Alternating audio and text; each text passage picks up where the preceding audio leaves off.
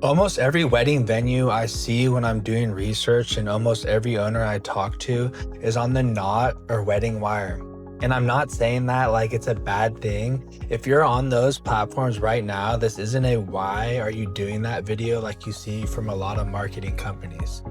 I'm gonna walk you through this.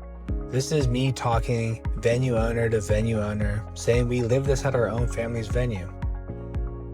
That's just me being honest and transparent. And at the beginning, it actually makes sense. You sign up, your venue shows up, your inquiries start coming in, it finally looks like something is moving. That's exactly how it felt for us. Deer Park Villa was on the Knot and WeddingWire in the beginning. And we didn't just rely on that. We also worked with freelance marketers, good people, but generalists, not niche wedding venue marketers like we are today. My recommendation to venue owners has never been to do just one thing. You need multiple lanes working together. The mistake is thinking the Knot and the WeddingWire alone will take you to the next level. They won't. Let me walk you through this, right? You type a city into Google, you land on the Knot, and suddenly you're looking at 40 or 50 venues on the same page. I encourage you to do this if you haven't already. The same filters, same inquiry buttons, same side-by-side comparisons.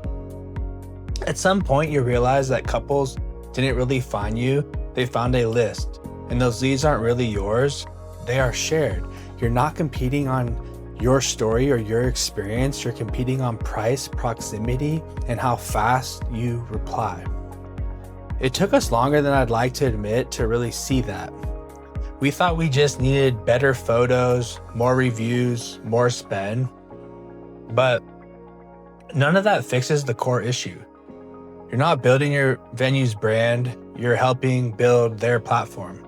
If any of this sounds familiar and you want to talk about it and talk through it, there's a link to book a strategy call and we could talk venue owner to venue owner. Here's where things really shifted for me. When I do market research now, I don't just look at ads. I go to venues, websites, and walk through them like I'm a couple. User experience, right? And I keep seeing the same problems. No clear next step or too many calls to action pulling you in different directions.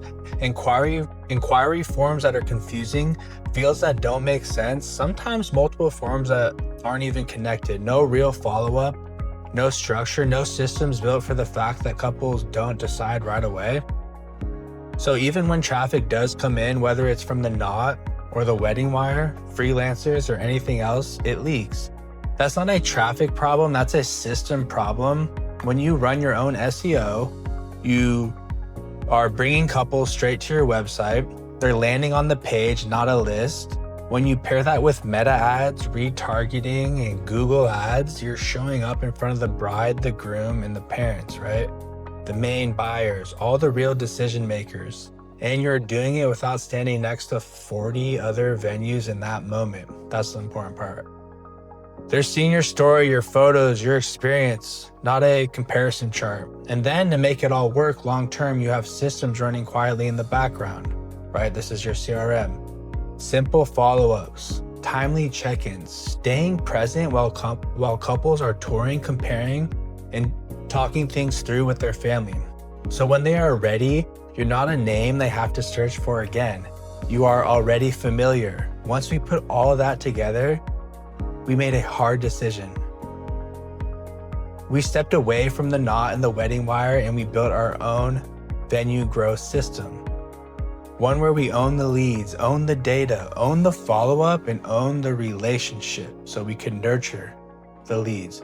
That's when everything changed. We went from about 75 weddings a year to over 135 weddings and counting. That's the same venue, same market. The difference was ownership, our leads, our brand, and our pipeline. The Knot and the WeddingWire aren't evil. Freelancers aren't the problem either. They just weren't built to take our venue where we wanted it to go on their own. At some point, every venue owner has to make a decision.